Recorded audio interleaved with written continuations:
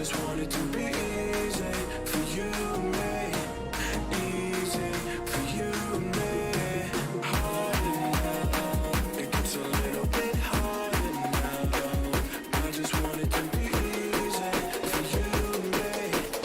Easy for you and me.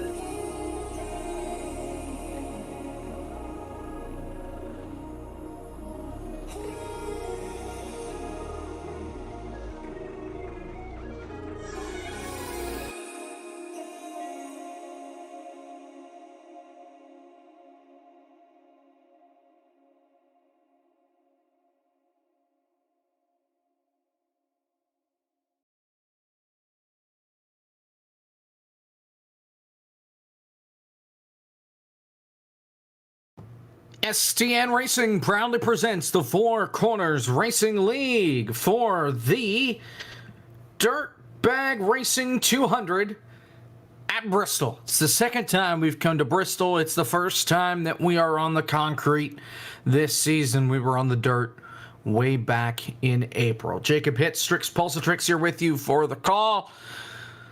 Strix, oh boy. Well, the last race we did was Indianapolis. Not much happened. Now we come to Bristol, where we run the risk of seeing a lot of the pace car tonight. Yeah, I feel like we're probably going to see a complete opposite of Indianapolis, where we're going to be seeing a lot of things happen here, and like this is just me assuming this because Bristol is somewhere where things happen all the time. I've watched real racing, sim racing, been a part of sim racing here at Bristol, and it's always been an absolute riot. So we're going to see exactly what happens here today. We're probably going to be seeing a lot of yellow flags, or maybe the field will surprise us and they'll keep her clean. You never know. Just have to wait and see. Excuse me, qualifying is going on right now as we speak. Just over a minute left in qualifying. Derek Lemke currently sits on the pole by 3/1000ths of a second, and then Nick Olson is 3/1000ths of a second behind Calvin Allison, who's in second.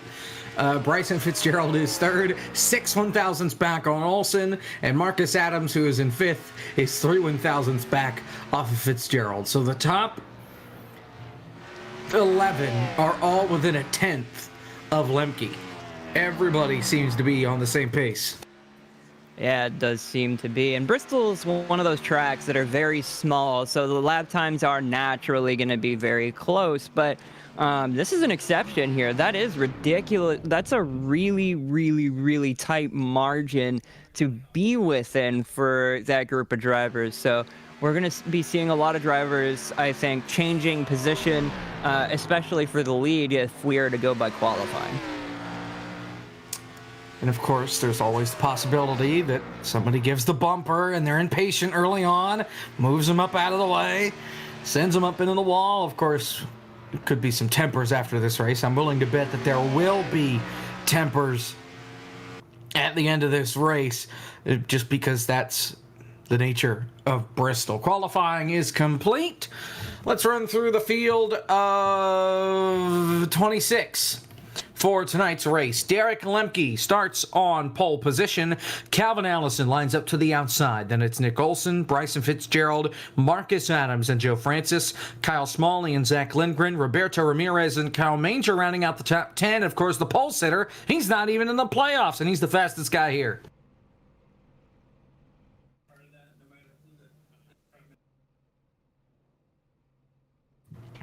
Jordan Weaver We'll start off from 11th, Chris Worrell 12th, Casey Heschel 13th, Jared Wishon 14th, Devin Jensink, J.R. Houston, Jaron Hazen, Kevin Orlando Jr., Robert Raider, Ferris Shaw, James Lowe, Keith Smalley, Michael Dorsey, Anthony Colantuono, Holt Johnston, Chris Webb, who is not here, so a field of 25, really, here for the green flag. Of course, this is the beginning of the second round of the playoffs. The first round ended with Kevin Orlando Jr., Roberto Ramirez, Chris Worrell, and Gavin Hibbs getting knocked out.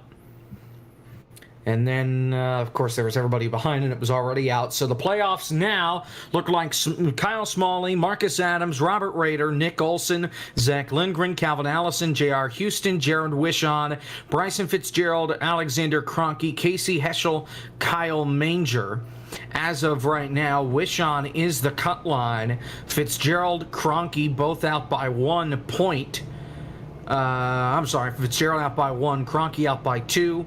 Heschel is out by 6, and then Manger is out by, almost 20, a little more than 20, actually. Now, interesting to note, Alexander Kroenke is not in the field. Championship implications before we even start this thing. Yeah, you gotta be in it to win it, and that's going to be some huge championship points lost, and a lot of opportunity for the drivers on track here today at Bristol as they head out on their pace laps. So heading into this race, do you believe we're going to be expecting a lot of multi-line? Are we going to be expecting to see a lot of multi-groove racing here, or are we going to see a lot of people going towards the bottom, the top? What's your take on it, Jacob? Well, based off of the FTF race last night, from what I heard, that race started in nighttime and moved to daytime. And what I heard from drivers after the race is that the bottom line worked in the nighttime hours, but once the sun came up, the bottom line was pretty much useless, and everybody had to go up to the top of the racetrack.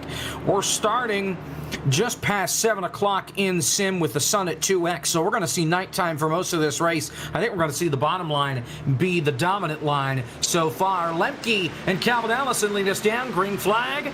The Dirtbag Racing 200 is underway.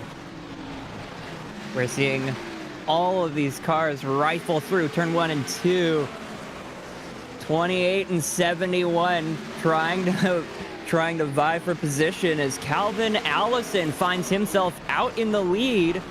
Meanwhile, the 71 of Derek Lemke is under challenge by the 24 of Nick Olson, and Nick Olson seems to be trying to get the job done, and he does so on the end of the corner.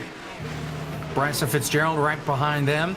And then you've got a battle side by side, Marcus Adams and Joe Francis. That is for 5th. Here comes Francis trying to get to the outside of Fitzgerald. Now he's going to roll that outside line off the corner and take the spots to move the 50 into position number 4, as Lemke not quite done with Nick Olson yet, as Calvin Allison has put on the rockets and he's out of here. He is absolutely surging forward, saying, I want nothing to do with this pack racing, and getting a lot of clean air out front as the pack behind tries to sort itself out and get into single file. Lots of battling going on here, and the drivers are also giving each other a lot of space.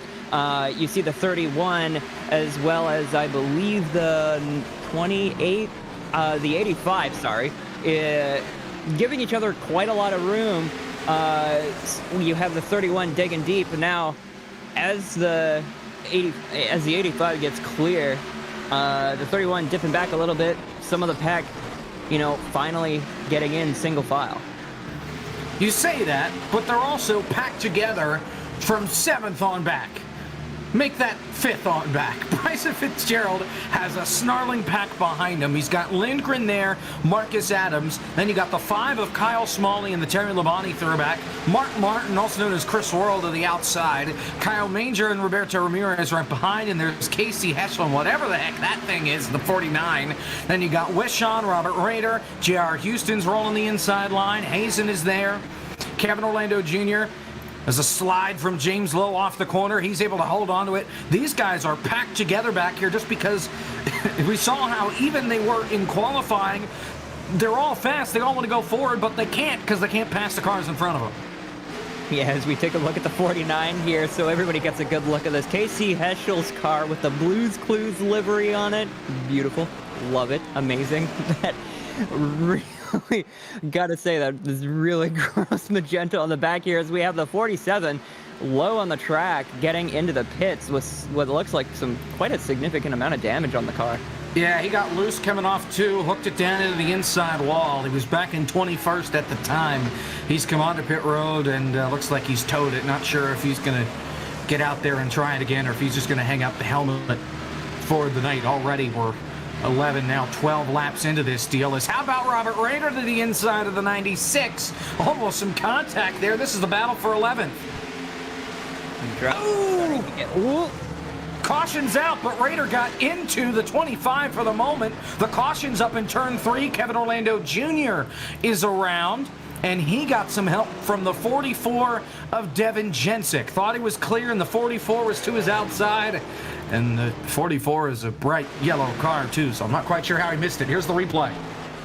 You know, I was just going to say, you know, the drivers are starting to get a little bit fighty with each other, but as you can see there, the 27 just cutting the nose off of the 44 of Devin Jensick. Kevin Orlando Jr. just pinching him off a little bit too much and getting that rear quarter panel into the front quarter panel there. And, you know, as soon as that happens, you're kind of sent into the wall. No option there. So first caution flag of the night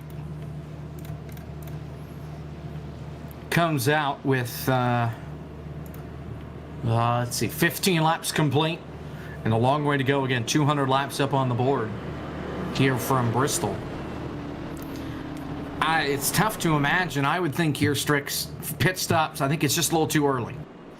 Yeah, it's very early. I would imagine pretty much everybody is going to stay out here. They're good on fuel. They're good on tires. I could imagine maybe one or two going for tires, if only because they expect a caution later on. But that's really the only reason you'd ever want to go down there in the first place. And at this point in the race, I'm not entirely sure if that strategy is really going to work out here at this point in the race. Of course, the 44 dipping in just to get some damage fixed on the car, but beyond that, I don't think I could imagine anybody going into the pits and taking anything. Yeah, so a couple of those in the back of the field. Keith Smalley is one of them. Jensick as well.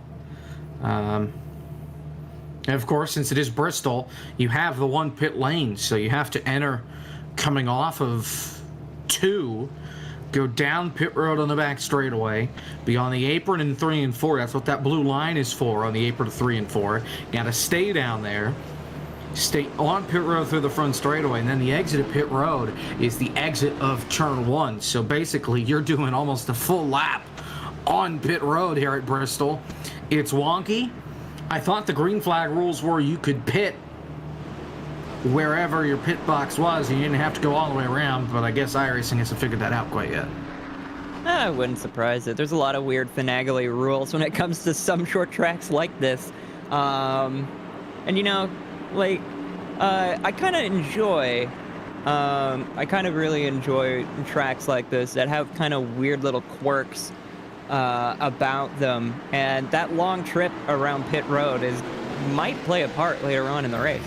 Green flag, Calvin Allison back on the gas. He retakes the lead. Nick Olson stuck on the high side. Derek Lemke going to try it on the inside line. Instead, he'll battle for third with Joe Francis as they come off 2.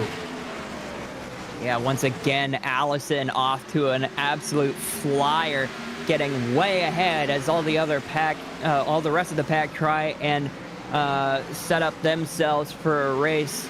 We got a little bit of a blinker there, but as we continue on, we have the number 9 going down low on the 31.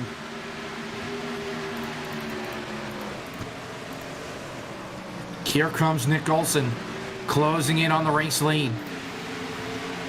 Right up to Calvin Allison. Meanwhile, Derek Lemke has followed all the way to the back of the grid. And I mean all the way. He is dead last. He was the one that was blinking. He just pulled off onto the apron and let everybody go by. That's why he's all the way back there. Again, he restarted in the third spot. Olsen going to try the outside line, almost kind of cut down in the middle of the corner. It seems to be working. He's closing in on that 28. Yeah, that was an interesting line there. I almost thought he just missed his braking point or something, but you can use that as an advantage as well. Just push your braking point a little bit further, go a little bit slower through the apex of the corner, and then come back in on the gas way early, much earlier than the other drivers are able to get some extra speed on the straights. So it's an interesting line to take here at Bristol. Oh, trouble, turn 3. Roberto Ramirez up to the wall. He hangs on to it. Him and Kyle Smalley were battling really, really hard. Ramirez got loose, had to walk up the racetrack, was able to catch it before he got the outside wall. I was worried somebody was going to run into him, but they all hang on. Yeah, that's a situation that's pretty common in Bristol, getting a little bit loose, and sometimes it's not getting loose that does the damage, but the speed difference between you and the other cars behind that does it. But good job from all the drivers being able to keep everything straight, keep everything on the track, and keep everyone racing under green. And of course, Ramirez was on a bit of a hot streak as of late. Could not carry that into the next round of the playoffs, though. So he's just pretty much stuck on the outside looking in, just racing for pride and racing for wins throughout the remainder of the schedule as he goes around the 49 of Casey Heschel around the outside. How about just up the road, Bryson Fitzgerald, Kyle Smalley. That got close getting to turn number 1. This is the battle for 7th. You got Robert Rader right behind him. Yeah, we saw Kyle Smalley in the Cornflakes number 5, as well as the number 9 of Bryson Fitzgerald, getting very, very close indeed, if not making contact, but still keeping it straight. And Kyle Smalley does, I believe, make the pass here, but Bryson Fitzgerald is not letting it go. He's trying all the lines he can, but he's under attack by the number 53 of Robert Rader. Rader on the inside. These two both in the playoffs still. Rader got a little bit loose. Going to have to try it again. You got the 96 of Jared Wishon right behind him. Rader clears himself in front of the 96. That's 9th that he's in right now. Trying to close in on Fitzgerald. Meanwhile, Calvin Allison pulled back away from Nick Olsen. How about Chris Worrell and Marcus Adams battling for position number 5? Yeah, this is... Well, that was something. You're back. Oh, yeah, here we go. Hello. Hi. I think I disappeared for a second there, but... as I was saying, towards the middle of the pack, there's a lot of really good racing out here. The front has kind of left the field to fight for themselves, but we got a lot of great racing here as we see Kyle Smalley going up against the number 6 of Chris Worrell. Worrell on the high side, Smalley down on the inside. Smalley able to hang on to the spot, and now here comes Fitzgerald. He'll peek to the inside of Worrell through 1 and 2. Not quite able to hold that momentum down on the bottom side.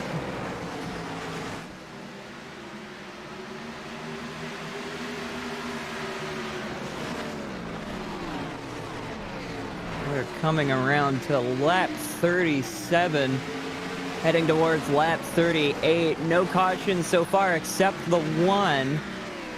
And I gotta ask, what do you think is the point where these drivers are gonna start looking at pit lane? Do you think it's gonna be towards maybe lap 50, or a little bit later, or a little bit shorter?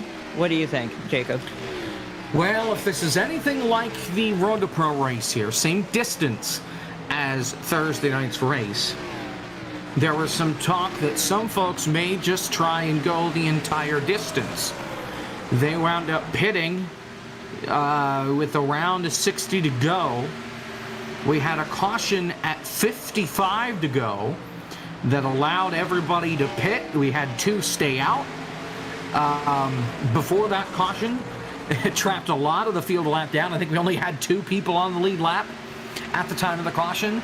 and it really kind of shaped the rest of the race. I think these guys are going to go as long as they can. At least some of them will. Some of those in the back that have not pitted, they may stay out the longest, but we'll probably see those in the top 10, I would say, come in anywhere past at least past the halfway point, probably closer to lap 125, 130.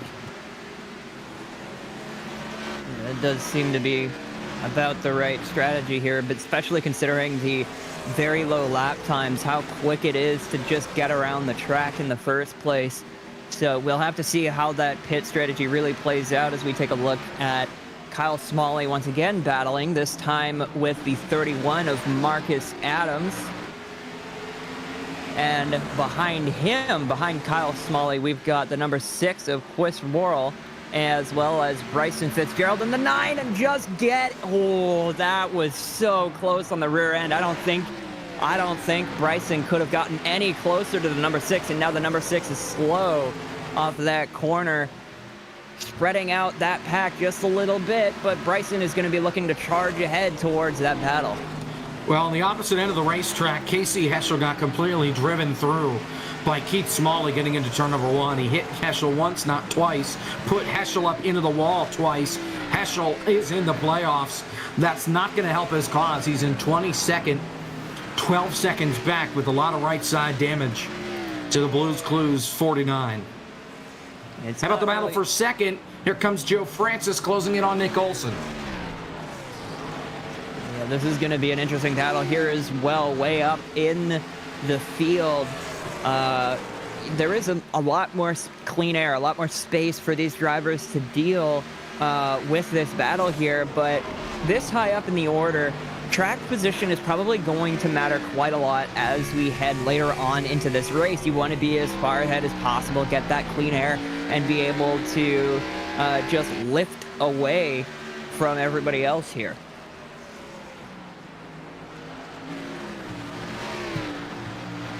Francis looking to the inside. He can't get there.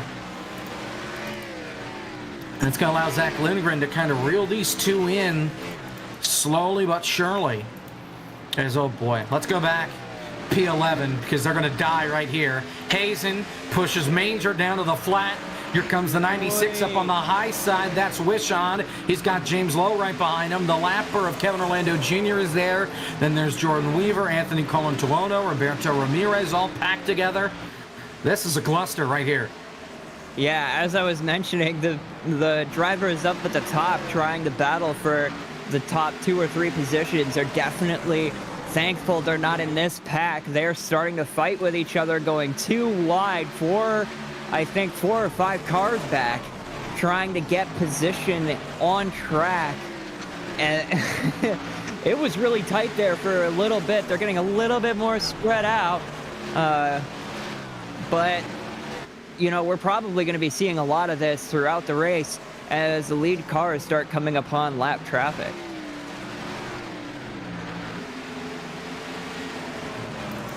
Yeah, the race leader in Calvin Allison has caught Devin Jensic to put him a lap down. Casey Heschel, Ferris Shaw, and Kevin Orlando Jr. already laps down. Heschel, Jensic, and Shaw 1 down. Orlando Jr. down 8 at this point. How about the battle for third, though? Zach Lindgren has gotten by Joe Francis, and he's trying to close in and get to the E-Racer 24 of Nick Olson. Yeah, we've been seeing that car get very fast in this part of the run. It seems like he may have been waiting back, just saving a little bit of his tire, and he might start using it up right here because he does have an opportunity to put himself in a good spot going up against the 24 of Nick Olson. We'll have to see if using up his tires at this stage in the race, trying to fight for third is going to be a good idea, or if he just hangs back, sits in that draft there, sits behind him, and just lets things coast. Still got a long way to go. We're just past the quarter mark here in this race. 59 laps complete this time by out of 200. Here comes Lindgren to the inside. Francis was looking to the inside. He had to move to the middle because Lindgren took the bottom. And it looks like if Lindgren wants to get by that 24, he's going to have to get closer, and he's just going to have to slide it down in there.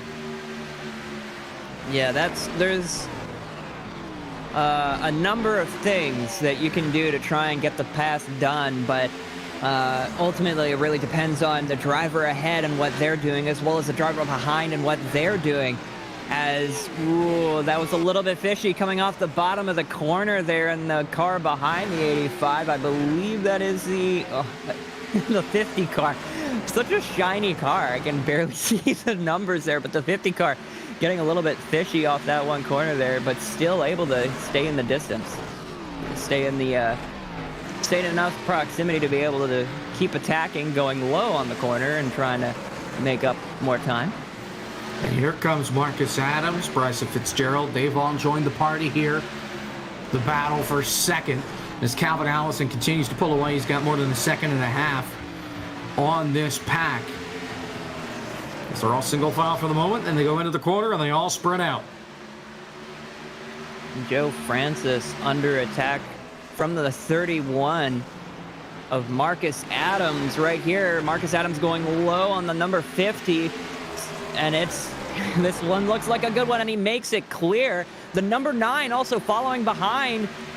That's 2 positions back that Joe Francis has moved, with the 31 and the 9 making it forward, and 31 is going after another position. Where has he found the speed?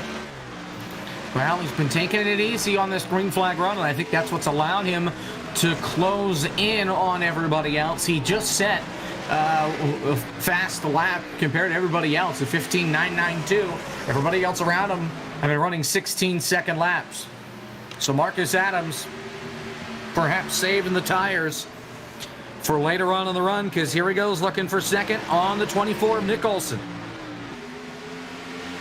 With the speed he's got, he might just do it, but 24, Nick Olsen is not going to just take it sitting down. He is putting up as much of a fight as he can, sitting on the top line to try and get the run off the corner and keep him behind. But the 31 of Marcus Adams not letting it go, as the number 9 of Bryson Fitzgerald is still trying to attack the 85 of Jack Lindgren. Yeah, Lindgren's just waiting for somebody to make a mistake at this point so he can pounce. Marcus Adams can't pull up to the outside line because there's not enough room, so he's pretty much made his bed, and he's going to have to sleep in it there on the inside. He's still staying with Olsen, but Olsen gets the better run off the exit of the corner, kind of pinched Adams down a little bit into 1 and 2. He's going to try the same here in 3 and 4. Yeah, the 31 has been riding about the middle line, so the 24 is probably going to push him down just a little bit more, trying to scare him to get into that low line so he can keep that momentum off the top line and onto the straight to try and clear him. But the 31 of Marcus Adams is definitely adjusting to this, keeping that in mind that he's still running the middle line and he's still side by side. Sure, this isn't great on the tires, but nonetheless, his tires are still better than Olsen. He's clear off the corner. He does not pull up, though. He sends it down into turn number 1, and now he will officially take the spot as Olsen sideways in front of everybody else. Puts a big block on Bryson Fitzgerald. He hangs out of the race car for now, but the 9 is right on his corner panel. He's going to have to back off for the time being, but Nick Olsen trying to do everything he can. He's just lost third. Here comes Fitzgerald, going to force his way around the outside. He can't get there. You got the lapper of Kevin Orlando Jr. there as well. He's on fresher tires. Fitzgerald down on the bottom, can't hold it. Olsen gets the better run on the high side. Nick Olsen, we saw this on Thursday night with Jeremy Allen. It's the same deal. Nobody can pass that 24, it seems like. Yeah, but that 24's tires does seem to be in a dire situation. He's still under attack as Bryson Fitzgerald gets the pass done, and a little bit of contact, I think, there on the back straight between Kyle Smalley and the 24 of Nick Olsen. This is getting really fighty towards the back of the pack as Nick Olsen is starting to drop like a rock. Yeah, it certainly looks like he's burned off his stuff. He's more than 3/10 slower than everybody else around him at this point. Devin Jensick has retired from the event, as has Holt Johnston. So that's 2 drivers out. 23 on the racetrack. 20 are on the lead lap. But that may soon change because Calvin Allison has caught Casey Heschel and Roberto Ramirez here. Heschel already 1 lap down. Ramirez the last one on the lead lap. Yeah, we're seeing Allison here weave his way through lap traffic, and he's been an absolute bolt of lightning today. Getting very good starts right off of the green flag, and now getting a lot of distance and a lot of cars between him and the very vicious battle for second place that we just saw, and he's hoping for that. He really wants to see the other drivers fighting for each other, so he just continues to make that gap bigger and bigger.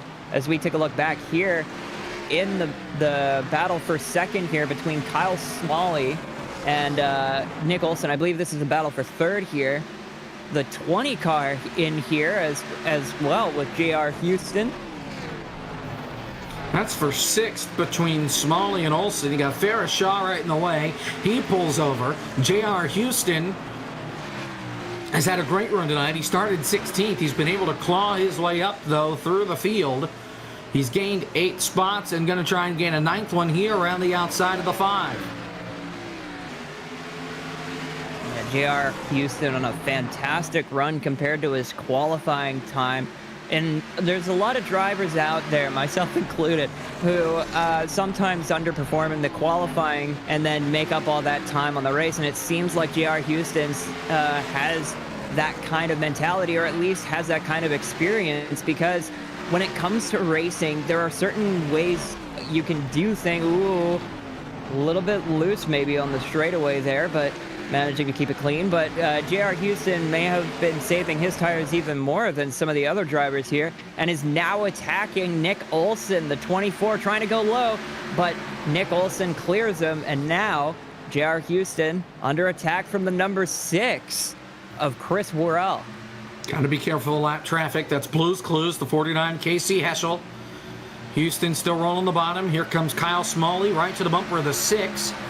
Worrell has nowhere to go. He gets to the inside of Heschel barely. That's going to hold up Smalley now off the corner. Heschel just needs to get out of the way. The only problem is he's stuck up high. He can't go anywhere. He's going to let everybody go by here on the front straightaway.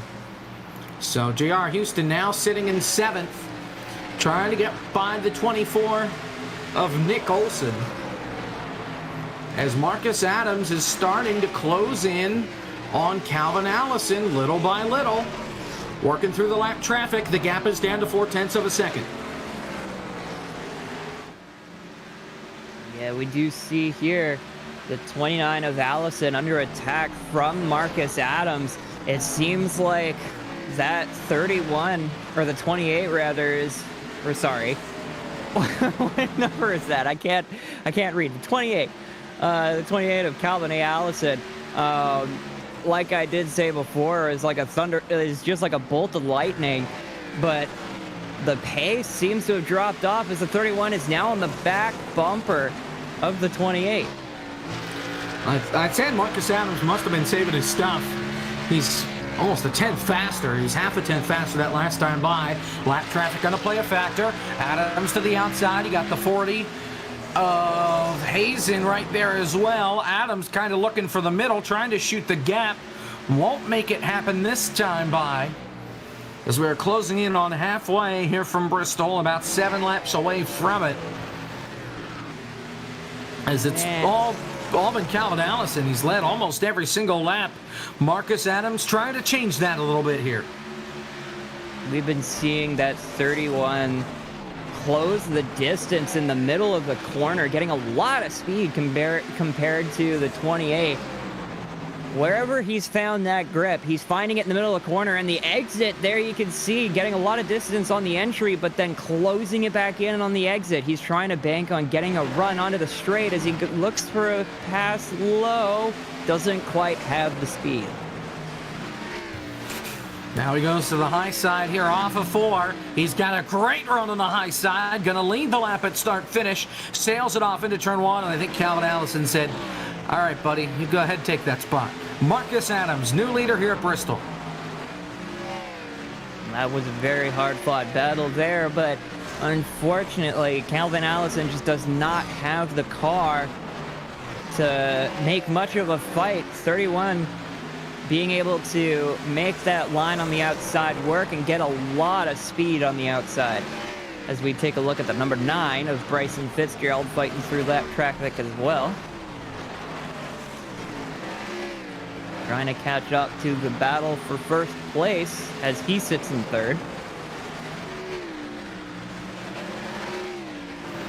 So Marcus Adams is now your race leader. Calvin Allison is in second. No, Bryson Fitzgerald just took second away, and Allison is coming to pit road. Oh, drat. Just when I was going to throw it to side by side, now it's time for pit stops. Calvin Allison on pit road. Yeah, I was thinking this is about the time where the drivers are going to start heading into the pits, comparing to how the cars were driving. The 31 saving their tires very well, doing a very good job of saving his tires and being able to surge forward. Meanwhile, Calvin Allison using up what he's got and now popping in to try and get a fresh set of tires, losing spots on track during the green flag racing, during these green flag pit stops, and hoping to hopefully make up some more time. Just taking the tires now. Allison. Oh, brother. He's still sitting there. He's still sitting there. A very, He's still very sitting there. slow stop for Jackson Calvin dropped by Allison. now. What in the world? They're going back to the left? What? We're back to the right. A 30-second pit stop for Calvin Allison. Whoa. That's pretty much going to end his night. Whoa. Almost doubled it there by taking out half the field. And he's going to come out right in front of Marcus Adams. And now he's just going to let it fly because he's on fresh tires. Wow, you can see the speed difference here between Worrell on pit tires road. used up. He is just speeding across, speeding through all this lap traffic like they're standing still. Calvin Allison on fresh tires is blazing through the field, and he's going to have to keep those jets on with that because of that slow stop. Well, I mean, it's got to be careful, though, because you fly through traffic and you could find yourself in a bad spot in a wreck. Chris Worrell on pit road. James Lowe is on pit road as well. So this is pretty much starting to open the floodgates here. Lots of drivers finding that their equipment is also used up, wanting to get in, try and get a quick pit stop and get right back out during green flag racing as the 71 also comes in, Derek Lemke.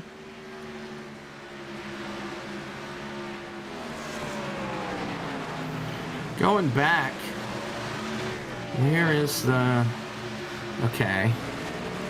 Pit speed here is 35 mile an hour. He hit 35. Yeah, I don't know what the deal was with that pit stop. Oh, so you're just checking to make sure he hadn't gotten like a penalty, yeah, and then there was no penalty for him to get. He was at speed by the cone. He didn't hit the cone.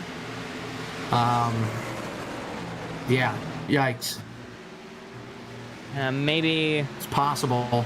Yeah. More people on pit road. Keith Smalley, Zach Lindgren, Derek Lemke on pit road.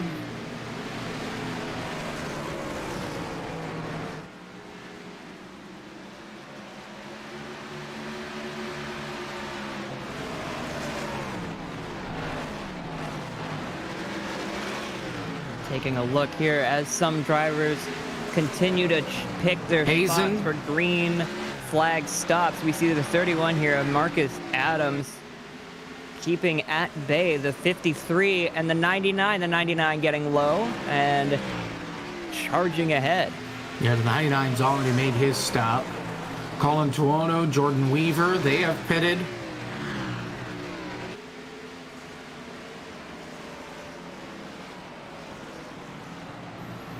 still waiting for the race leader. Michael Dorsey's coming on pit road. So still waiting on Marcus Adams and the rest of the leaders to come onto pit road. As Adams stays out for another lap. Allison almost got turned by Kevin Orlando Jr. coming down the back straightaway, trying to weave through the traffic as you see him pass the leader, get back on the lead lap. Joe Francis is in. Jared Wishon is in. Oh, brother. Caution! Trouble. Turn one. Jaron Hazen looped it. He was sideways the whole way down the front straightaway. He slapped the inside wall and spun it right in front of the exit of pit road. Came to a stop right in front of Jordan Weaver, and the caution flag is out. That traps everybody but the top 6 a lap down. The 3 cars are on 1 lap down. Everybody else 2 or more. Are you kidding me? Just like Thursday night. This is going to be a very interesting implications for the rest of the race here as we see the 40 just get loose off the back of turn 2, I believe, or turn 4, and one of the corners at least, and just unable to regather it up, takes a stop and brings out the caution for everybody as we now see more drivers now pouring down into pit lane.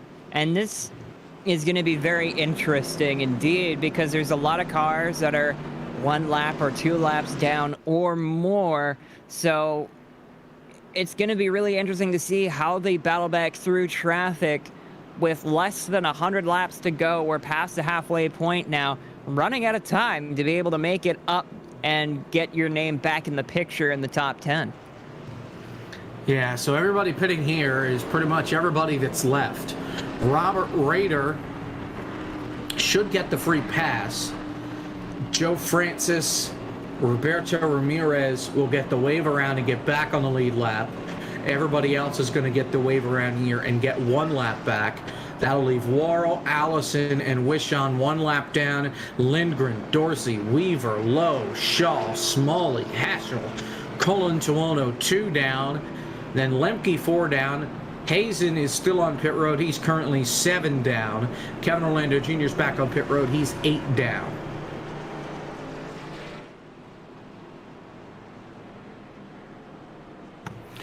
We'll go to a break. We'll come back for the restart here from Bristol. Marcus Adams, your leader. We're back right after this.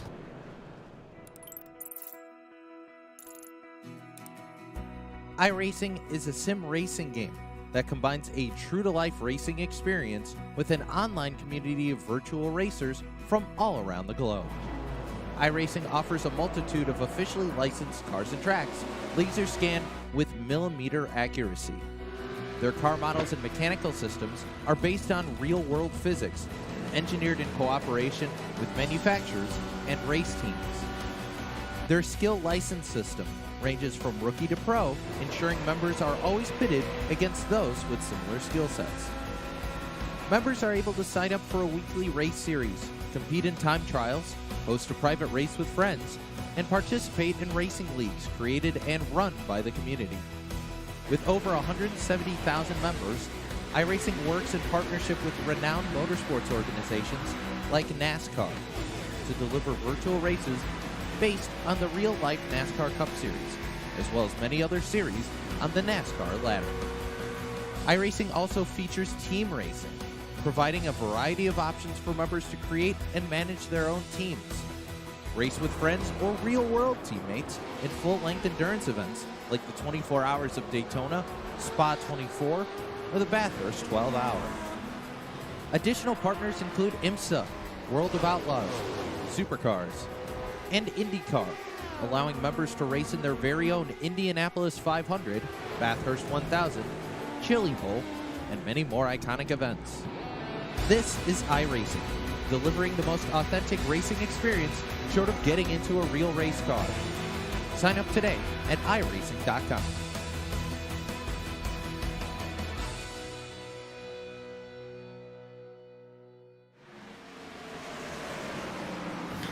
Battle for the lead as we welcome you back. J.R. Houston to the inside. Marcus Adams to the outside. Here comes Houston down low. He's going to go all the way for the lead, and he's got it off turn 4. New race leader, J.R. Houston. He started 16th tonight, and here comes Kyle Smalley rolling the outside line for second. He's going to go all the way for the lead. He's going to turn J.R. Houston.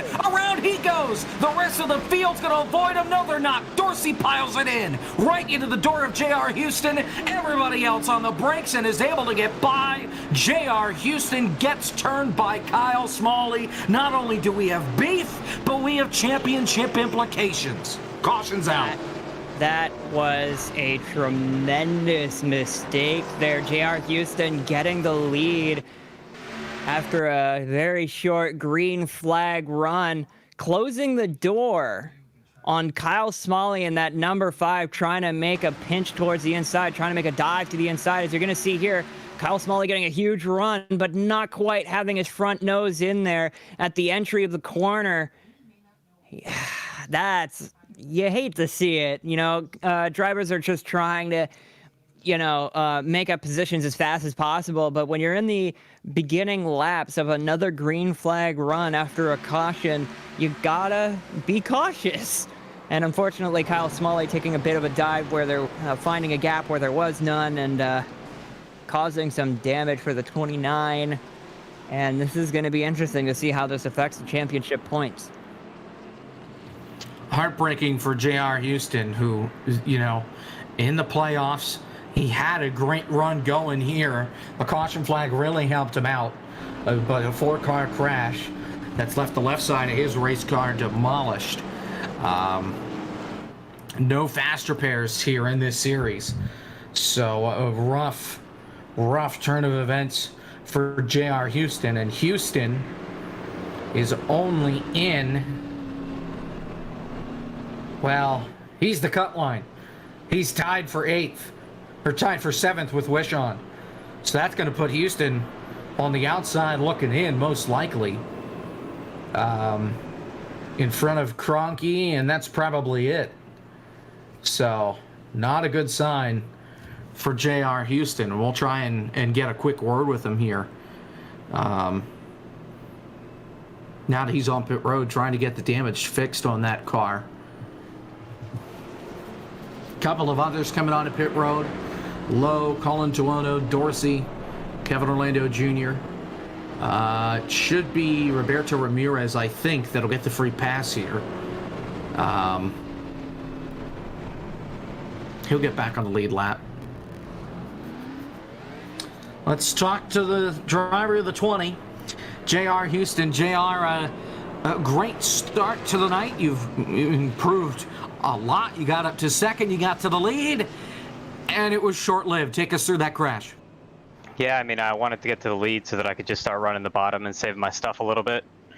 I saw Marcus was behind me, and I've raced around Marcus and Kyle enough to kind of know what they'll do, and especially with Kyle with a win, I didn't think he'd do anything drastic, and, I was running the bottom lane, and I figured he'd see that I was running the bottom lane, but I haven't watched the replay yet. I got 2 minutes of required here, so I don't know. I guess just have to deal with it. Doesn't help in the chase situation. Gonna lose a lot of points here, but at least Kyle's already got a win, so he doesn't have to worry about that. I was going to ask, does this change how you're going to race the next couple of races, knowing that cutoff race is coming up? Yeah, I mean, Kyle's been faster than me every week, so I mean, he's not somebody that I'm going to race any different because he's usually ahead of me. So the goal is to win, and we'll see. All right, well, hopefully we'll see you back out there. Looks like you're coming back out on the racetrack now, and best of luck to you the rest of the night. Meanwhile, we're back to racing. Kyle Smalley out in front, Nick Olsen in second. Double wide throughout the rest of the field. Roberto Ramirez also almost got turned around by Chris Worrell here on the main straightaway. Everybody's rolling for the time being. Smalley out in front, but Olsen is right in his tire tracks, looking to the inside off 4. We're seeing a pretty good battle here for first place. Kyle Smalley seeming to have a lot of pace in that number 5 car, getting a lot of distance from Nick Olsen, but Nick Olsen is running the high line, getting that run off down the straight, getting a lot of speed down the straightaways, and it does seem like, I think, like Does Nick Olson have damage? It kind of looks like it has damage from me. Yeah, he does on the right rear. Not sure where it came from. It may have been from that last caution. Not entirely sure. But yeah, he does have a little bit of damage. Doesn't seem to be affecting him too much because he's still fighting for the race lead. Yeah, Kyle Smalley, of course, having some damage on that front end as well after the incident with JR Houston. Nick Olson going way low, but Kyle Smalley going for the cutback. He is not letting it happen easy. He's going for the low line, trying to take the lead back from Nick Olson, but Nick Olson is going to be your new race leader for now as they continue to fight for the first position of this battle. New race leader, Nick Olson. For now, we'll see how long it lasts. We know how strong Kyle Smalley has been throughout the season. A little further back, Marcus Adams hanging on to P3, Robert Rader right behind him. Then Lemke, who's a lap down. Allison, who is a lap down. Only one down. Lemke's 4 down. And then you got Bryson Fitzgerald and Kyle Manger battling for position. That is for 5th. So you got people intertwined through this pack that should be up there, and people intertwined there that shouldn't be up there based off of their track position. We've been seeing a lot of very interesting battles here, some very interesting driving. Only 7 drivers so far are on the lead lap.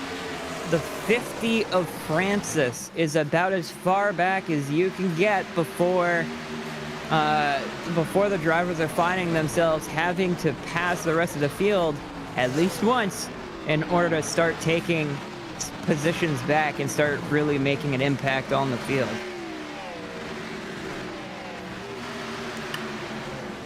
Allison going to the inside here, getting by Marcus Adams. Allison, first car lap down, would get the free pass if we get a caution. We're closing in on 50 laps to go. That's Derek Lemke going underneath Robert Rader. That is not for position. Rader just got a bad exit off 4, and that's what allowed that 71 to pull to the inside. Now get by him. The 28 of Calvin Allison being able to start the race, being able to jump out to the lead, now finding himself a lap down, currently in 8th, and started in 2nd, and then managed to get a really good start and jump into the lead. But unfortunately, due to a very, very slow stop under green flag conditions, now finding himself way back, he's going to have to fight pretty hard and hope for a caution in order to make his, in order to make an impact back into the top spots in this race here. Here you see Robert Rader trying to get back by Kyle Manger. You got Bryson Fitzgerald right behind him. Those 3 all for position. Right behind them, rolling the outside line, that's Zach Lindgren. He is a lap down. Actually, he is 2 down. So you've got people all over the racetrack here on different laps, thanks to the cautions. But Lindgren certainly not wasting any time. He's just cutting up through the field as Bryson Fitzgerald almost turns the 53 of Roberto Ramirez. No, that's Robert Rader. That was close. Yeah, it's getting a little bit dicey there as they're starting to deal with lap traffic. The cars are using up their tires at different rates, different lines causing that to happen. The 53 and the 9 trying to battle for position. The 25 getting a little bit of a gap, but as the 25 gets a little bit of contact on the 85, both cars keep it straight. I don't know how they kept it straight. The 85 was practically 45 degrees towards the inside of the corner and still keeps her going. Let's get cameras on the 20 of J.R. Houston's stat, because he's got Kyle Smalley to the inside. We may have beef. Yeah, J.R. Houston and Kyle Smalley, of course. Never mind. Kyle Smalley's too fast. Yeah, Kyle Smalley just trying to get out of Dodge, but J.R. Houston and Kyle Smalley's incident being the resulting in our most recent caution, as J.R. Houston had gone down low, and Kyle Smalley going for a gap that wasn't there. Lemke falling through the field. Lindgren had to basically take a chicane on the front straightaway to avoid him. It's a snarling pack all behind J.R. Houston. 3 wide, Manger in the middle. Fitzgerald, trouble! Around the go, turn 2, Manger's around. Multiple cars pile it in. Lemke piles in. Francis, Ramirez, Colin Tuono, J.R. Houston again. And 3 wide just doesn't work when they don't give enough room, and we have another caution with 44 laps to go. You hate to see it. We have 44 laps to go, but the drivers also noticing that time is ticking down. You only have so much time to be able to make up those positions, and the drivers started getting a little bit fighty with each other. J.R. Houston coming way down off the high line, running into the 25 of Kyle Manger and causing this big wreck here. Lots of cars involved. You see the 41 getting tagged by the 50, the 71 having a lot of damage on the front end, the 98, I believe, of Anthony Culatuono also getting a little bit of damage from that. He got 96 with Wishon. He also has damage. He bounced off of the 25 of Kyle Manger, and Kyle Manger is lighting J.R. Houston up over the radio right now. He is not a happy camper, as J.R. Houston, just too aggressive, didn't have the room, and wound up taking out a lot of cars.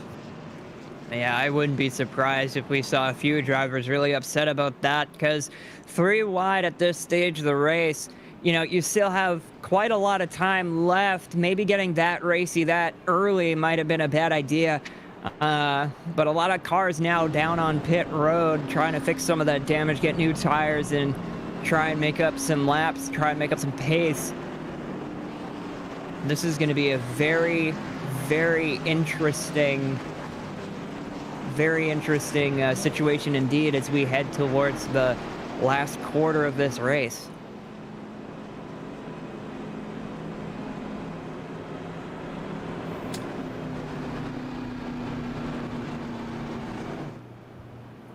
J.R. Houston says he didn't know they were 3 wide. He thought the 25 was going to the bottom, which is why he turned down as much as he did. Had no clue they were 3 wide, and that's where the contact came from. And they're still going at it. We got beef, as Kyle Manger just took himself out. Just turned it straight into the wall. Yeah, I can tell Kyle Manger is just very, very upset and just does one of those Alt F4s. Maybe his wheel had gotten unplugged or had a mechanical failure. That's also possible. But yeah, at Bristol, it's very hard to come out of this race feeling like you haven't been angered by somebody. You come into the race and you say, Robin's racing, but it's a completely different story once you get on track and start racing with each other. So Calvin Allison was the free pass. Everybody pitted. So we've got more wave arounds. We now have 10 cars on the lead lap. It's Olsen, Smalley, Fitzgerald, Adams, Allison, the top 5. Then Rader, Worrell, Francis, Wishon, Ramirez. Lindgren, the first car, 1 lap down. Lowe and Manger also a lap down. Everybody else 2 or more laps down.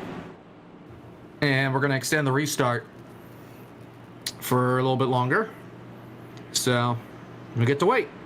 Yeah, it just seems like some of the cars aren't quite in the right position here. Still trying to get some cars past the pace car to give them their laps back. As we head around the track, 39 to go.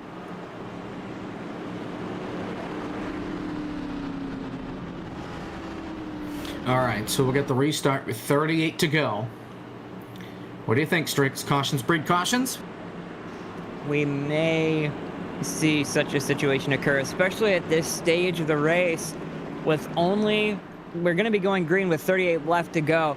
We're going to be seeing some cautions, I think. It's hard to say otherwise.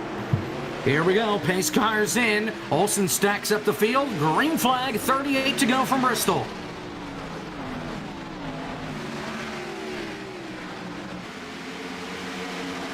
Bryson Fitzgerald looking underneath Marcus Adams. That's for P3. He's got to run. Can't get there yet.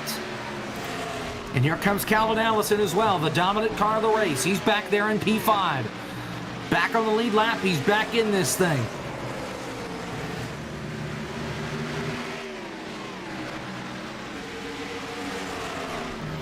Smalley trying to do everything he can here on the restart to close into that 24. Get by. Fitzgerald trying to apply more pressure to Marcus Adams. He drives in a little too deep. That may open up the door for Calvin Allison. Not yet. But it's getting closer and closer and closer. Third on back. They're starting to stack it up. With 35 left to go in the race, it's going to be interesting to see how many of these drivers are going to be sitting back, trying to save a little bit of that extra tire, save a little bit of rubber towards the end of the race, and how many drivers are going to be trying to get as much separation as possible, as we see Calvin Allison earlier on being able to jump from second all the way to first and drive away from the field, and is now fighting in the field, and he's made it back into the picture of possibly, if he has Caution's out, making it back out to the front. And I say that. Front straightaway. Keith Smalley's around. And he got loose, slammed into Casey Heschel. Rather, I think he may have gotten hit by Casey Heschel. They made contact earlier on. And Keith Smalley gets the fuzzy end of the lollipop and goes down and hits the inside wall. Here's the replay. You see, and it looks Keith like the 49. Smalley. Oh, yeah, he definitely came down. Ooh. Payback. Yeah. We got beef. Somebody go get Moonhead. We got beef. Go figure at Bristol. Keith Smalley trying to go low on the 49 of KC Heschel, and KC coming down way too early. Coming down right on him and unfortunately causing that accident. And, you know, you did ask, do cautions breed cautions? Well, here's your answer. Well, it's one. We'll see if we keep going.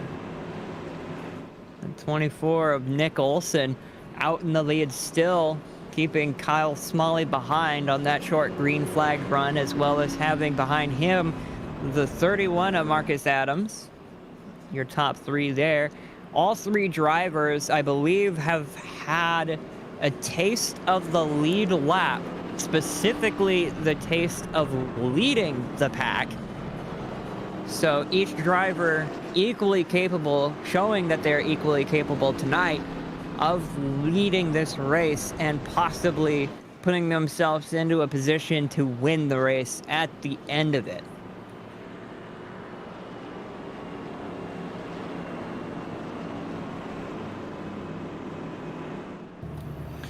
Free pass will go to Jared Wishon, I think. It should. So that'll put 11 cars on the lead lap for the restart. Upcoming on STN, the Highline Racing League tomorrow. That's a 10 o'clock start from a track to be determined eventually. Tomorrow at 9:30, I think, is when they determine it. We'll be with you for that. Then, a week from Thursday, the season finale of the eNASCAR Road to Pro Qualifying iRacing Series, the second round of that. That's over on Podium 2. And then we're back for Four Corners at Talladega. That's 2 weeks from tonight. Yes, they go to Vegas next week, and then we pick it up at Talladega 2 weeks from now. That's what's coming up here on STN. Drivers are now going double file. We're getting closer and closer to that green flag. 28 to go while we're still under yellow. time is dwindling. Drivers are going to start getting a little bit antsier, start getting a little bit more aggressive in their driving. We'll have to see if this goes green flags through the rest of the run, or if we're going to see even more wrecks coming on, more yellow flags coming on before we even get to the last part of this race. Here we go. Pace tires in, stacking them up. Green flag. Olsen on the gas, and he is gone. But Kyle Smalley still trying to get that outside line to work. Olsen clear on either side. Marcus Adams in third, trying to hold down the fort and maybe get a crack at second spot. It's all Kyle Smalley on the outside line. Fitzgerald almost gets the wall here for third, trying to get by Marcus Adams in the 31. These guys are just driving the wheels off that thing, but you still got Calvin Allison trapped back there in the 6th spot. He can't go anywhere. Calvin Allison, of course, as I mentioned before, taking the lead early in this race and then getting a little bit unlucky with the pit stop, but now he's finding himself within the picture. He's just got got quite a few cars between him and the lead as we take a look at Marcus Adams under attack from, I believe, the 53. 53 thinks better of it as the 41 goes inside. Here comes Roberto Ramirez, the back end of that car, not there. He's been involved in an accident tonight. He's back on the lead lap. He's in P6 in front of the dominant car of the race. Nick Olsen has pulled out to a half-second lead over Kyle Smalley, who's got to regroup now, as we're already inside 25 laps to go. At 22 to go now, the clock is ticking for everybody not named Nick Olsen.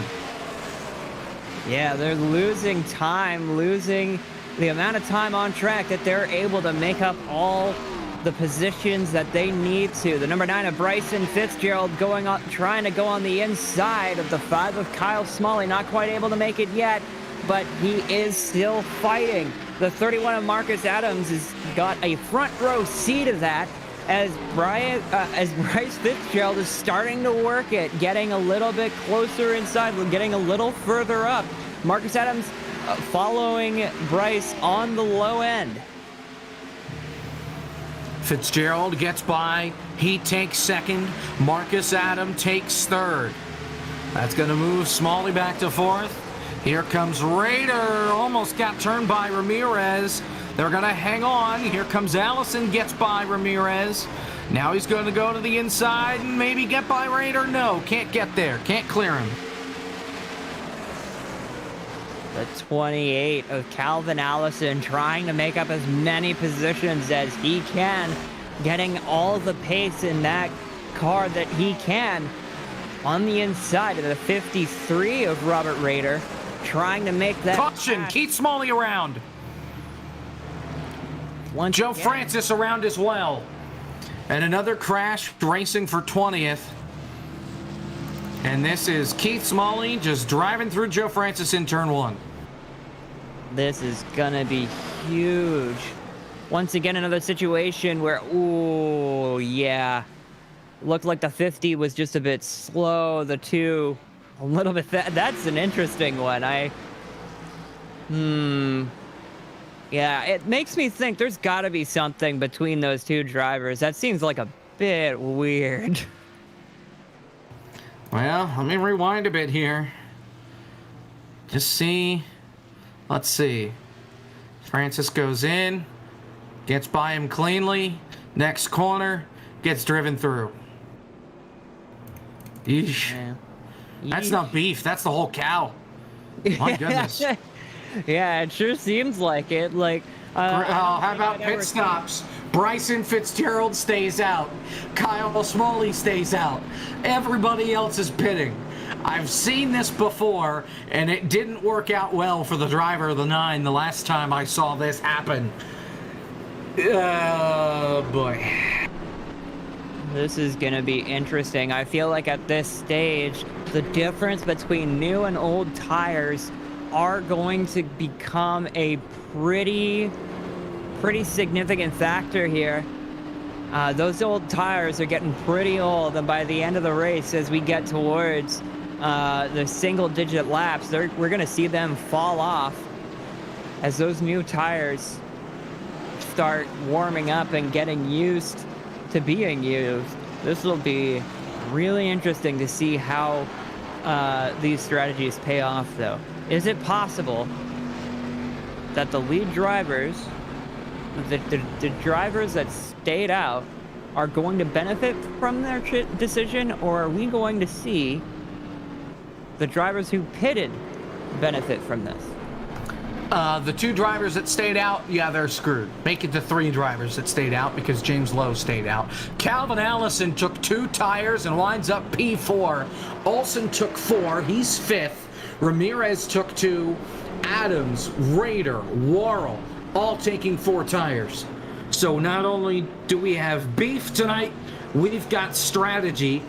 And frankly, I still think that Bryson Fitzgerald is going to get skinned alive on the older tires, even though they're only 30 laps old.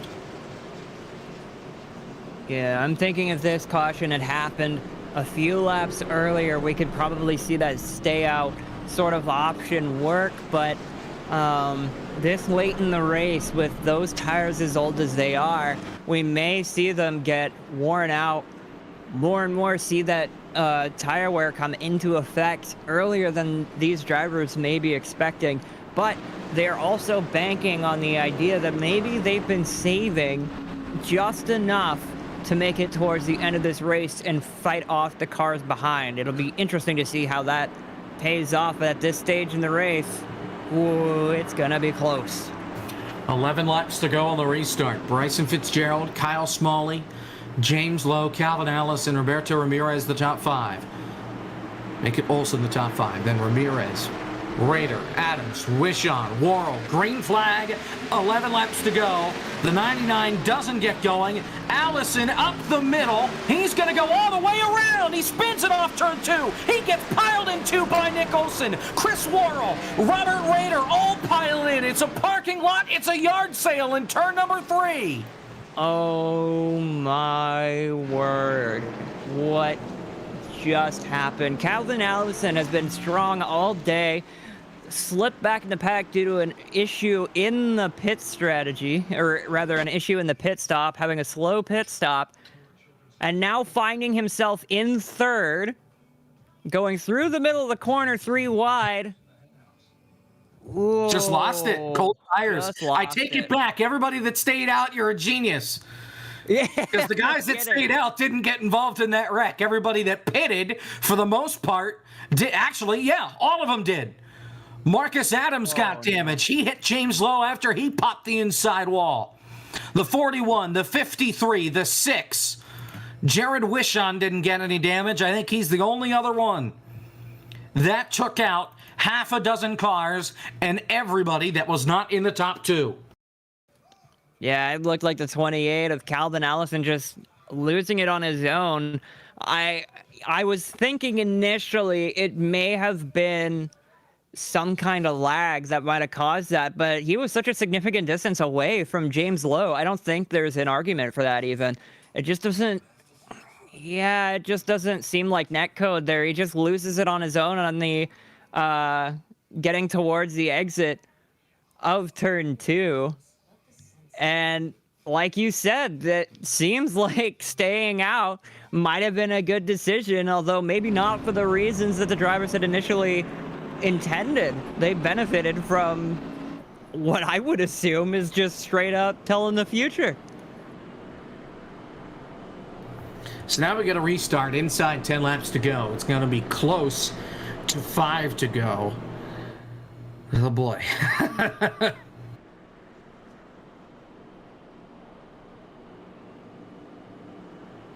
Seems like the drivers are electing not to pit, those who stayed out.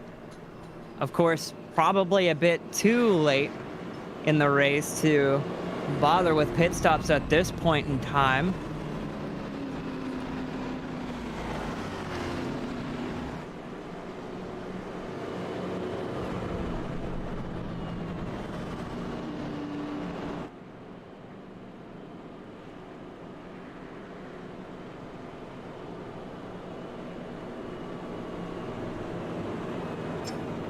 So now they are going side by side, getting starting to line up double file.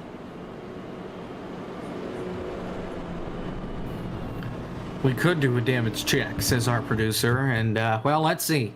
Bryson Fitzgerald is all right, at least the race car wise. Not sure mentally he's all right just because of what Alabama did on Saturday.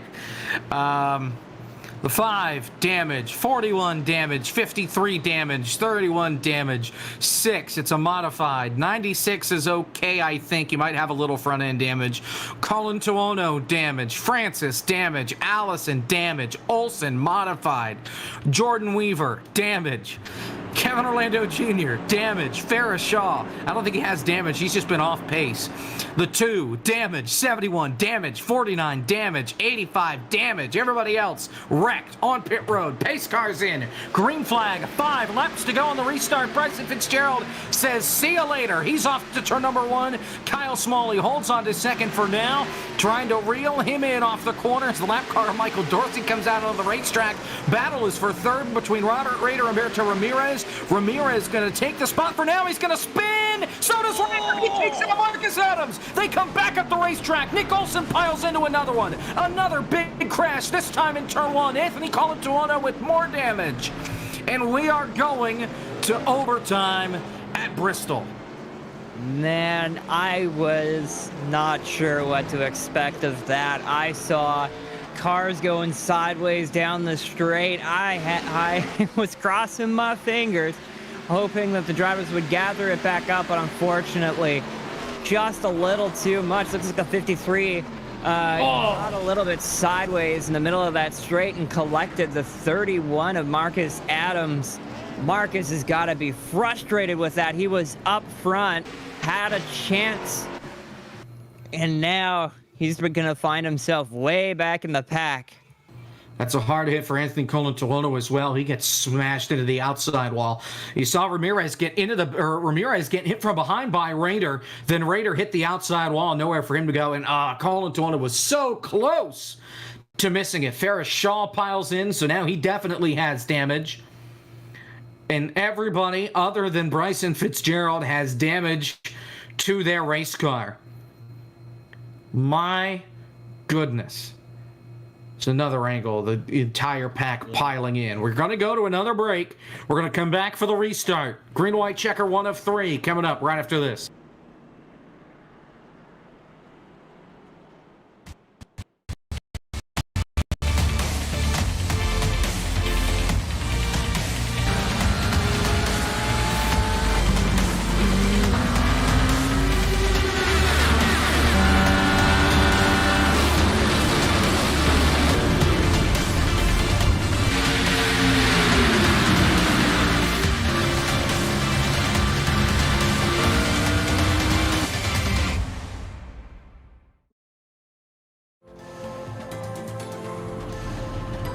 We've been waiting for this moment. Generations of innovation all coming together in one place. A pedigree of more than 70 years of NASCAR Cup Series history, from the past to the present, from Petty to Earnhardt to Elliott. Today, there's no more waiting. The future of NASCAR is now. Drive the next-gen cars today on iRacing and step into the next generation of racing.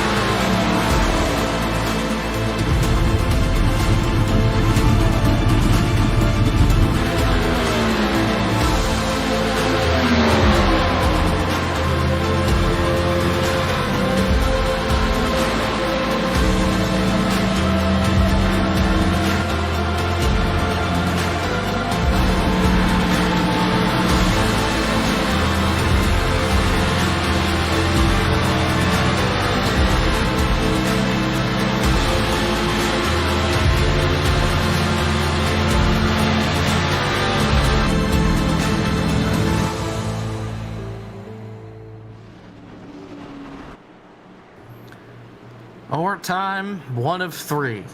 Bryson Fitzgerald is your leader. Kyle Smalley to the inside. Fitzgerald is the only one without damage in the field, other than, I guess, the pace car. We've got not a lot of people left. Scoring's all broken because we're going to overtime. Pace car's in. Overtime 1 of 3. Fitzgerald's on the gas. Green flag. Let's see if they can make it. If they make the white flag, we keep going. If they crash before the white flag, we do it all again. Smalley in second. Wishon in third. Ramirez fighting on the outside line. Here they come through 3 and 4. Smalley not close enough. White flag in the wind. They're going to make it. 1 lap to go in the Dirtbag Racing 200 for Bryson Fitzgerald. Sure, Florida did not win on Saturday against Alabama, but they're going to go to victory lane tonight at Bristol. Bryson Fitzgerald going to clinch his ticket to the next round and win at Bristol. What a fantastic finish from all the drivers, trying to keep it clean as they wreck after the finish line. But Bryson did a fantastic job. The only car on the field, as far as I can tell, without damage, and how he managed that, considering we're here at Bristol, is a feat in and of itself. But winning the race, winning the whole thing without taking a lick of damage, that is a tremendous skill. He's got to be happy with this one. Let's go through results. Tonight from Bristol, Bryson Fitzgerald, your race winner. Kyle Smalley finishes in second. Roberto Ramirez going to finish in the third spot. Jared Wishon will finish fourth. Nick Olson rebounds somehow to finish fifth. Calvin Allison, a great night for him. I think he led the most laps. He finishes sixth. Marcus Adams going to finish in eighth, actually. Joe Francis finishes seventh. Then Adams in eighth. Zach Lindgren in ninth. Chris Worrell, the last one on the lead lap, in 10th. Finishing in 11th is Jordan Weaver in the 23. 1 lap behind, and then 3 laps behind. I missed it. Derek Lemke, my bad, sorry. Casey Heschel finishing in 13th, and behind him, Ferris Shaw in 14th. 15th finishing is Keith Smalley. Michael Dorsey in 16th. Robert Rader in 17th. Anthony Colantuono in 18th. 19th finishing is Kevin Orlando Jr., and 20th is James Lowe in the 99. Rest of the field, Kyle Manger, J.R. Houston, Jaron Hazen, Devin Jensick, Holt Johnston only made it 5 laps, and Chris Webb did not set a lap in qualifying. Let's talk to our top 3. We will begin with our race winner, Bryson Fitzgerald. Bryson, fantastic race tonight. I think you were the only clean car left out there other than the pace car. Everybody else was involved in at least one crash. You stayed out. I didn't think it would work for you. And then they are behind you. Take us through those last couple of restarts. My reasoning for staying out was because I figured, with how the league's gone and how Bristol goes, the last 10, 15 laps are just wreck fest. So I was hoping, stay out, have some people stay out behind me, and, hope for cautions and get a green white checkered like we did. And I would only have to hold them off for 2 laps. And as long as I got a good start on the restart, I should have a big enough gap in the lead and be able to hold it off for the next 2 laps. And that's what happened. I'm glad my luck turned around. It's been a pretty rough 4 or 5 weeks. So I'm into the next round. Happy I'm locked in. And thanks to my teammates and SSMS and, giving me motivation. So now you're locked in. How much does this take the pressure off for next week at Las Vegas, knowing that it's a cut race and you don't have to worry about it anymore now that you got the win? Well, I was on the bubble, or I was the first car out coming into this race. I was like two points out of the final 8. So now I'm above the cut line. I'm advanced. I don't have to worry about points no more, which is a big sigh of relief. We talked about championship implications. We're going to be a factor tonight, and sure enough, Bryson Fitzgerald from the outside locks himself in. That's going to put guys like Wishon, J.R. Houston really on their heels going to next week at Las Vegas. Congratulations on the win, Bryson, and best of luck to you next week, and we'll see you in 2 weeks at Talladega. Thank you. Thank you. Race winner, Bryson Fitzgerald. Now let's talk to second place, Kyle Smalley. Yes, Kyle Smalley, second place finisher tonight. And Kyle, let's go back early on to the event when you had that contact with JR Houston. Take us through that incident. We already talked to JR earlier on in that race. Let's get your side of the story. So yeah, me and him on that restart, me and him were just rolling the top. We were making it work. And then the corner before we had our contact, he ran the bottom, and then I still ran the top, and we had a huge run. And I sent it into one. I think I slid up maybe 2 or 3 more inches than I needed to, and slightly hit him and spun him out. So I feel bad for it, obviously, because I don't like wrecking people. But I was just going for it, and it slid up that 2 or 3 inches more than I needed it to. So you're locked in after the win last week at Richmond. You don't have to worry about next week at Las Vegas a ton. Looking forward to this next round of Talladega, Charlotte, Roval, and Texas. You got to have a little bit of pressure considering there's only one 1.5 mile racetrack in there. Everything else is a wild card with the Roval and Talladega. Yeah, Talladega, it can go either one way or the other. It's just going to be single file the whole time, or it's going to be crazy. So if it's single file, hopefully I can qualify up front and just stay there. But I got a pretty good points buffer too as well, and I'm not that bad at the Roval. And Texas is one of my favorite tracks. Plus it's a home track, so I'm actually kind of looking forward to the next round. Well, best of luck to you next week in Las Vegas. Best of luck to you in 2 weeks when we see you again at Talladega. And, of course, congratulations on the second place finish tonight. Thanks. I just want to give a shout out to y'all for broadcasting, my teammates, Dirtbag Racing for sponsoring the race, and that'll be it. Y'all have a good night. Kyle Smalley, second place finisher. The Terry Labonte throwback for the 5-car tonight. He finishes in position number 2. Third place, Roberto Ramirez. How in the world did you come back to finish third? Had a great run tonight, got involved in a couple of accidents late. The back end of the car was missing, and still, here you are, winding up in third place. How about that? I don't know, man. That's Bristol for you. But first off, I just want to apologize for causing the last caution because I feel like it was ultimately my fault. I got loose and took out a few people. So first and foremost, just want to apologize to those guys. But, man, that was I'm ecstatic with how that race went because I was drunk the first half of it. Went a lap down, got into the big wreck with the 25 and the 20. Got into that wreck, got in another one, and somehow, some way, the cars just fell my way and brought it home P3 again. So I'm really happy with that. I honestly couldn't have gone much better with the pace I had because, like I said, we were drunk the first half of the race. So it's great to come home P3. Looking ahead through the rest of the season, you're no longer in the playoffs, just racing for top 5 finishes, just racing for wins. What's the goal for Roberto Ramirez for the last 5 or so races on the schedule? Well, hopefully to talk to you guys as much as possible because it's always fun. But my goal is just to get the best result every race I can. Hoping for good runs at Dega and the Roval. I got those races circled. Phoenix. My goal is just to finish as good as I can in points. I feel like I made an absolutely terrible mistake at Darlington running well, and I feel like I should be in the playoffs still, but, it happens. So I just want to give it my all and do as good as we can the rest of the season. Well, congratulations on the podium finish here at Bristol.